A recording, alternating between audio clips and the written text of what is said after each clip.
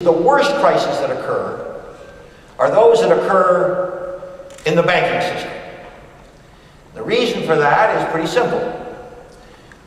Credit, bank credit, institutional credit, lending, is the oil that makes the economic machine work.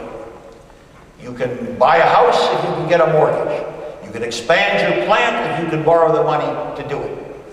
And if you can't, you're not going to buy your house, and you're not going to expand your plant, which is what is happening now.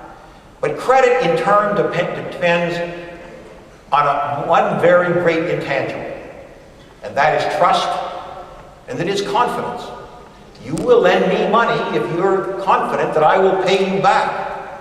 You will lend me money if you're confident that my business will do well enough to pay you back.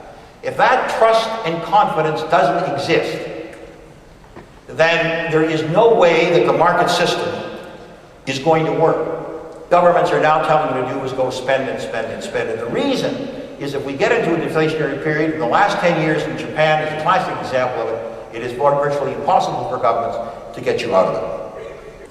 Why shouldn't you overspend? Why shouldn't there be excess liquidity? Why shouldn't central banks not just bring interest rates all the way down?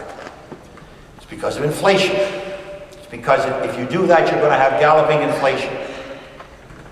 But there is one thing worse than galloping inflation, and that is deflation. Because what governments can do is, if you have inflation, governments can stop it. Governments have the capacity to step in and stop an economy in its tracks. That's what Paul Volcker did in 1981 when interest rates went to 22%. But what governments can't do is make you borrow or make you go buy something when you really want to keep your money in the bank or you want to protect it. How far do you think government should go to help bail out private business, like the example is with the big three automakers right now? And do you think it's a good idea that governments should loan money to them and put public money at risk to default? But I don't think there's any doubt. I don't think there is any doubt that this is what has to be done. And the best example that I can give you as to why is that the Japanese waited 2.5 years to 3 years to start to do this kind of thing. And they went into a 10-year slump. I think that you have to hit hard and quick on this and then deal with the consequences. Right now we have coverage on the White Ribbon Campaign. It took place this past week in the UCC. Yeah, essentially what the White Ribbon Campaign promotes is the stopping of violence against women, which I think is a very important message to be sending out, don't you? I agree, I do. Yeah, totally. So I think we should all get involved, and the first step to learning more is to watch our next clip. Take a look. All right, so I am here with Ernest Pang, who is the commissioner for the White Ribbon Campaign. Ernest, how are you doing today? Pretty good. Good. So first I want to ask you, what is the White Ribbon Campaign all about? We're a national campaign, and we're also international, trying to end violence against women and bring awareness to issues on violence against women. Okay, and so you've got a bunch of activities going on here today. What is the main goal that you're trying to get across? This year, one of the main goals that I had was for the campus to raise awareness on the issues on campus. We're not so much asking for donations, we're just really trying to push the issues, get the awareness out there, and we're getting people to make the pledge, as you might see behind us, to make the pledge against violence by painting their hands red and stamping it to pledge they will never commit or condone acts of violence against women. Excellent. And so there's a bunch of white ribbons scattered around campus. What is the significance of them?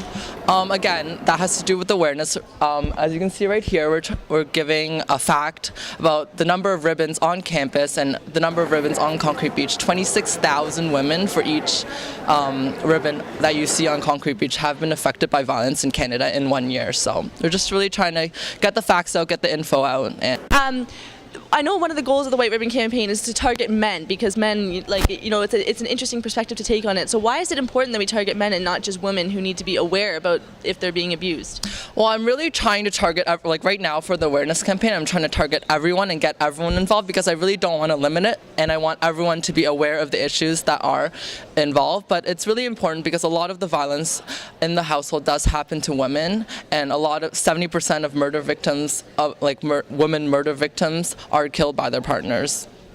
Well, that's awful. And so Also, I guess November was Women's Abuse Prevention Month, and so we have these big initiatives like what you're doing and months like that. But how do we keep the awareness up year round? Just what are some, I mean, there's obviously these specific days where you can, people are become really aware, but how is it, how do you think we should be keeping up the awareness year round for everyone to keep the idea in their head?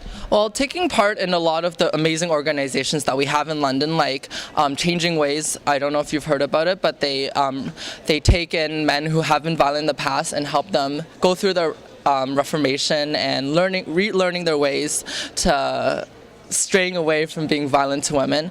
And we have a lot of amazing organizations, and helping out with like the London Abuse Shelter, things like that is definitely a way to get a perspective and stay with the issues year round and learn more about the issues and be involved. Awesome. And then I guess my final question is, why did you decide to get involved with this? What's the personal significance for you? There were a lot of reasons why I decided to get into this, which I won't really get into, but I really feel it's one of those issues that people don't really talk about as much, and I really think it's important to push these issues, and just like any issue, it's important to push these issues and get the community aware of the things that are still going on today, and that is not an issue in the past. Like, women's violence is still very much present in today. So I think it's really important to push these issues, and that's part of the reason why I decided I wanted to do the White Ribbon campaign. Great, and sorry, I just have one more actually. What are some ways, so they can stamp their hands, what are other ways that people can show support throughout the week? Because I'm sure that's what a lot of people want to know, is how they can show their support. Definitely wearing a white ribbon.